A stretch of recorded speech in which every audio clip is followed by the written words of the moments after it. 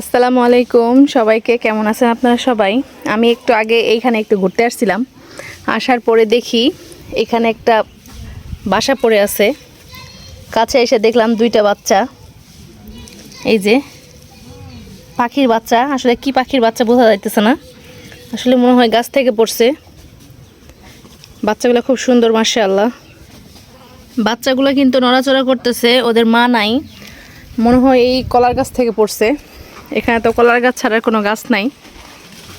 এখন এই বাচ্চাটা কিভাবে উঠাই দিব আমি বুঝতে পারতেছি না। ছোট্ট বাচ্চাগুলা খুব সুন্দর একদম। নিয়ে যে খাওয়াবো, মানে নিজে হাতে যে খাওয়াই দেবো সেই ব্যবস্থাও নেই, আমি পারবো না। খুবই ছোটো বাচ্চা, এরা তো মায়ের মুখ থেকেই খায়। এগুলো কি পাখির বাচ্চা আপনারা কি চেনেন? অবশ্যই কমেন্টে একটু জানাবেন তো। চেষ্টা করব গাছে উঠাই দেওয়ার জন্য, ইনশাল্লাহ অবশ্যই।